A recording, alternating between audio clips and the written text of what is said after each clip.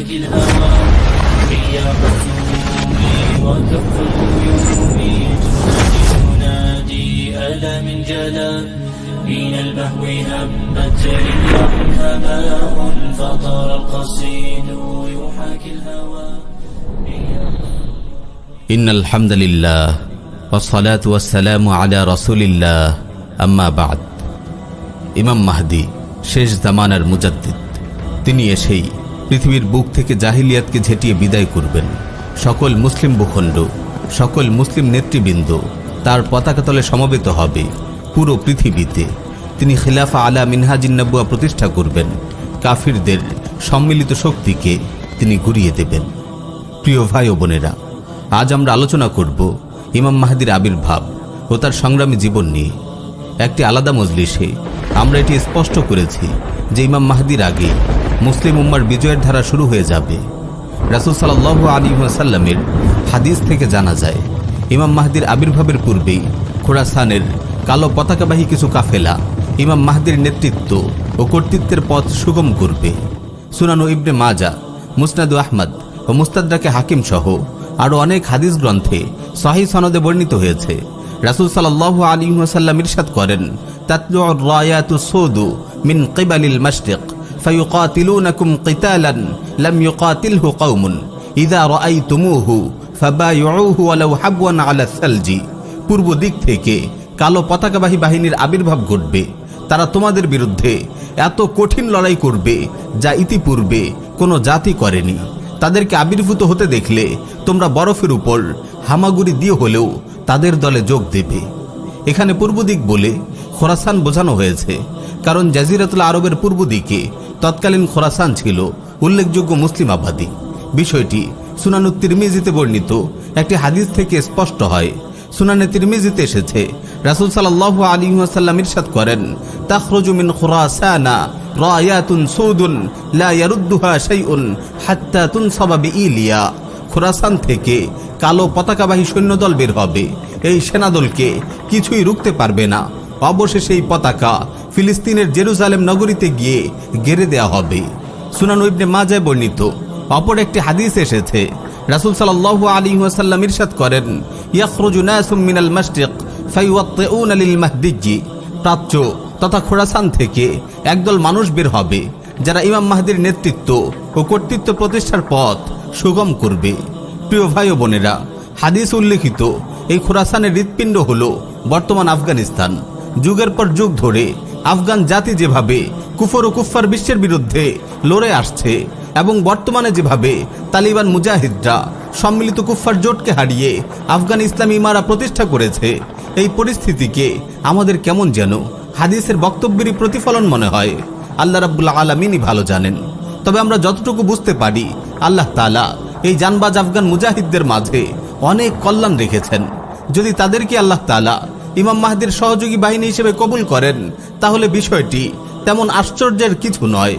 প্রিয় ভাই ও বোন, কিয়ামতের অপ্রকাশিত ছোট আলামতগুলো প্রকাশ পাওয়ার পর ইমাম মাহদীর আবির্ভাবের সময় দ্রুতই ঘনিয়ে আসবে। সুনান ইবনে মাজাহ, মুস্তাদরাক হাকিম সহ আর অনেক হাদিস গ্রন্থে এসেছে, রাসূল সাল্লাল্লাহু আলাইহি ওয়াসাল্লাম ইরশাদ করেন, ইয়াকাতাতিলু ইনদা কানজিকুম সালাসা কুল্লুহুম ইবনু খলিফা সুম্মা লা ইয়াসিরু ইলা ওয়াহিদিন মিনহুম সুম্মা তাতলু'u আর-রায়াতু সুদু মিন কিবালিল মাশরিক ফায়াকতুলুনাকুম কাতলান লাম ইউকতালহু কওমুন। তোমাদের ধনভাণ্ডারের নিকট তিন ব্যক্তি যুদ্ধে লিপ্ত হবে। তিনজনই খলিফার পুত্র, কিন্তু এই ধনভাণ্ডার কারো হস্তগত হবে না। তারপর প্রাচ্যের দিক থেকে কালো পতাকাবাহী কাফেলা সমূহের আবির্ভাব ঘটবে। তারা তোমাদের সঙ্গে এত কঠিন যুদ্ধ করবে যে এর আগে কোনো জাতি এমন কঠিন যুদ্ধ করেনি। প্রিয় ভাই ও বোন, জনৈক খলিফার মৃত্যুর পর মুসলিম বিশ্বে ব্যাপক অস্থিরতা ছড়িয়ে পড়বে। নেতৃত্বহীন মুসলিম উম্মা তখন দিশেহারা ও হতবিহবল হয়ে পড়বে। এদিকে মৃত খলিফার 3 সন্তান ধনরত্ন কবজা করার জন্য পরস্পর লড়াই শুরু করবে। তবে এই ধনভাণ্ডার কেউ দখল করতে পারবে না। এই সময়গুলোতেই ইমাম মাহদী মক্কায় আবির্ভূত হবেন।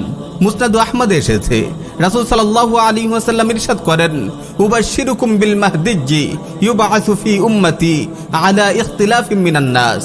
আমি তোমাদেরকে মাহদীর সুসংবাদ দিচ্ছি, তিনি উম্মার মতানৈক্যের সময় প্রেরিত হবেন। ইমাম মাহদী নিজেই জানবেন না যে তিনি মুসলিম বিশ্বের নেতা হতে যাচ্ছেন। তিনি নিজে মাহদি দাবি করবেন না। আল্লাহ রাব্বুল আলামিন এক রাতেই তাকে মুসলিম বিশ্বের নেতৃত্ব দেওয়ার মতো প্রয়োজনীয় সব যোগ্যতা ও গুণ দান করবেন। সুনান ইবনে মাজায় বর্ণিত একটি সহিহ হাদিস এসেছে, রাসূল সাল্লাল্লাহু আলাইহি ওয়াসাল্লাম ইরশাদ করেন, আল মাহদিয়্যু মিন্না আহলাল বাইত ইউসলিহুল্লাহু ফি লাইলা। মাহদি আমার বংশ হতেই আসবে, আল্লাহ তাআলা এক রাতেই তাকে যোগ্য ও পরিশুদ্ধ করে দেবেন। ইমাম মাহদির আবির্ভাবের খবর বিদ্যুৎ বেগে চারদিকে ছড়িয়ে পড়বে। লোকজন তার হাতে খেলাফার বায়াত গ্রহণ করবে। ইমাম ইবনে কাসির রাহিমাহুল্লাহ বলেন, প্রাচ্য তথা খোরাসানের একদল লোক ইমাম মাহদির সহযোগী হবে এবং রাজত্ব প্রতিষ্ঠা করবে। তাদের পতাকা হবে কালো, কারণ কালো রং দৃঢ়তা ও গাম্ভীর্যের প্রতীক। আর রাসূল সাল্লাল্লাহু আলাইহি ওয়াসাল্লামের পতাকাও ছিল কালো। এই পতাকাটিকে বলা হতো আল উকাব বা ঈগল নিশান। সহিহ মুসলিমে এসেছে, উম্মুল মুমিনিন আয়েশা রাদিয়াল্লাহু আনহা বলেন, একবার রাসূল সাল্লাল্লাহু আলাইহি ওয়াসাল্লাম ঘুমের মধ্যে হাত পা নাড়ালেন। ঘুম থেকে জাগার পর আমি তাকে জিজ্ঞেস করলাম, ইয়া রাসূলুল্লাহ, আজ আপনি ঘুমন্ত অবস্থায় এমন এক আচরণ করেছেন যেটি আগে কখনো আপনাকে আমি করতে দেখিনি। তখন তিনি বললেন, আল আজাব ইন্না নাসাম মিন উম্মতি ইয়াউম্মুনা বিল বাইতি বিরাজুলিন মিন কুরাইশ ক্বাদ লাজা বিল বাইত হাত্তা ইযা কানু বিল বাইদা খুসিফা বিহিম। আশ্চর্যের বিষয় হলো, কুরাইশ বংশের এক লোক কাবা শরীফে আশ্রয় নেবে। তাকে হত্যা করার জন্য আমার উম্মতের একদল লোক কাবার দিকে রওনা হবে, কিন্তু তারা যখন বাইদা নামক মরুপ্রান্তরে পৌঁছবে তারা মাটিতে ধসে যাবে। এখানে কুরাইশ বংশের এক লোক থেকে ইমাম মাহদি উদ্দেশ্য, আর বাইদা হলো মক্কা ও মদিনার মাঝামাঝি একটি মরুপ্রান্তর। সহিহ মুসলিমে বর্ণিত অপর হাদিসে তাদের ধ্বংস হওয়ার বিষয়টি আরও বিস্তারিত এসেছে।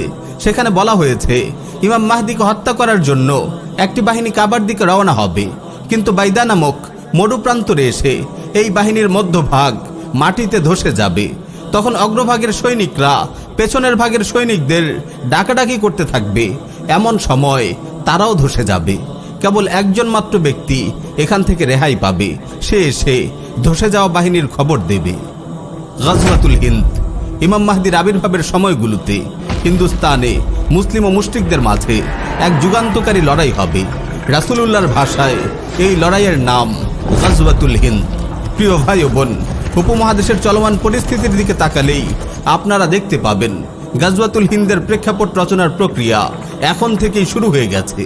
হিন্দুত্ববাদের কালো কুয়াশায় দ্রুত ঢেকে যাচ্ছে উপমহাদেশ। এই নিয়ে বিভিন্ন মজলিসে আমরা পূর্বেও আলোচনা করেছি। পরিবর্তিত পরিস্থিতির সঙ্গে সঙ্গতি রেখে আমরা সামনেও আলোচনার ধারা অব্যাহত রাখব ইনশাআল্লাহ। গাজওয়াতুল হিন্দ রাসূলুল্লাহর প্রতিশ্রুত এক মুবারক জিহাদ, যে জিহাদে অংশগ্রহণ করার জন্য স্বয়ং সাহাবায়ে কেরামও লালায়িত ছিলেন। সুনানে নাসাই, মুসনাদ আহমদ, মুস্তাদরাক হাকিম সহ আরও অনেক হাদিস গ্রন্থে বর্ণিত একটি হাসান হাদিস এসেছে।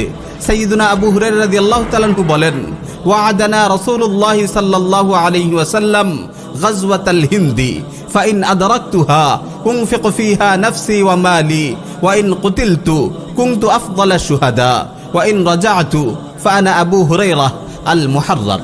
রাসূল সাল্লাল্লাহু আলাইহি ওয়াসাল্লাম আমাদেরকে গাজওয়াতুল হিন্দের প্রতিশ্রুতি দিয়েছেন, আমি যদি সেই জিহাদ পেয়ে যাই তাহলে আমি আমার জান মাল সব কিছু তাতে কুরবান করব।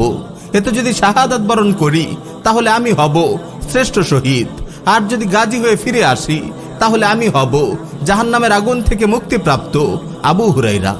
প্রিয় ভাই ও বোন, মোবারক এই জিহাদে অনেক রক্তক্ষয়ী ও সর্বগ্রাসী লড়াই হবে। আল্লাহর ইচ্ছায় অবশেষে মুসলিমদেরই বিজয় হবে। নুআইম বিন হাম্মাদ সংকলিত কিতাবুল ফিতানে বর্ণিত একটি হাদিস এসেছে, রাসূল সাল্লাল্লাহু আলাইহি ওয়াসাল্লাম ইরশাদ করেন, লা ইয়াগজুয়ান্নাল হিন্দা লাকুম জাইশুন ইফতাহুল্লাহু আলাইহিম হাত্তা ইয়াতু বিমুলুকিহিম মুগাল্লালিনা বিসসালাসিল ইয়াগফিরুল্লাহু যুনুবাহুম ফায়ানসারিফুনা হিনা ইয়ানসারিফুন ফায়াজিদুনা ইবনা মারইয়ামা বিশাম। তোমাদের একটি দল হিন্দুস্তানে লড়াই করবে। আল্লাহ তাআলা সেই দলের যোদ্ধাদের বিজয় দান করবেন। তারা হিন্দুস্তানের শাসকদের শিকল দিয়ে বেঁধে টেনে আনবে। আল্লাহ তাআলা সেই দলের যোদ্ধাদের ক্ষমা করে দেবেন। অতঃপর মুসলিমরা সেই যুদ্ধ থেকে ফিরে এসে ঈসা বিন মারইয়াম আলাইহিস সালামকে সিরিয়ায় পেয়ে যাবে। গাজওয়াতুল হিন্দে বিজয়ের পর এই বাহিনী জর্ডান নদীর তীরে দাজ্জালের বাহিনীর বিরুদ্ধেও লড়াইয়ে অংশগ্রহণ করবে। একটি বিশুদ্ধ হাদিস এসেছে, রাসূল সাল্লাল্লাহু আলাইহি ওয়াসাল্লাম ইরশাদ করেন, লা তুকাতিলুন্নাল মুশরিকিন হাত্তা তুকাতিলা বাকিয়াতুকুমুদ দাজ্জাল আলা নাহরিম বিল উর্দুন আনতুম শারকিয়্যাহ ওয়া হুম গারবিয়্যাহ। নিঃসন্দেহে তোমরা মুশরিকদের বিরুদ্ধে যুদ্ধ করবে, এমনকি এই যুদ্ধে তোমাদের অবশিষ্ট মুজাহিদরা জর্ডান নদীর তীরে দাজ্জালের সঙ্গে যুদ্ধে লিপ্ত হবে। এই যুদ্ধে তোমরা পূর্ব দিকে অবস্থান করবে আর দাজ্জালের অবস্থান হবে পশ্চিম দিকে।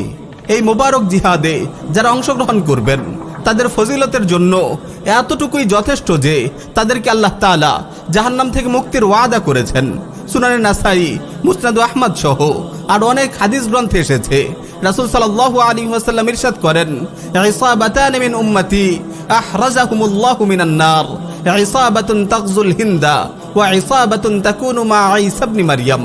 আমার উম্মতের মধ্য হতে দুটি দলকে আল্লাহ তাআলা জাহান্নাম থেকে মুক্তি দিয়েছেন। একটি দল যারা হিন্দুস্তানের যুদ্ধে শরীক হবে, আর দ্বিতীয় আরেকটি দল যারা ঈসা ইবনে মারইয়াম আলাইহিস সালামের সঙ্গে মিলে যুদ্ধ করবে। প্রিয় ভাই ও বোন, আজ কথা অনেক দীর্ঘ হয়ে গেল। শেষ জামানার অবশিষ্ট ঘটনা প্রবাহ ইনশাআল্লাহ পরবর্তী মজলিসে আলোচনা করব।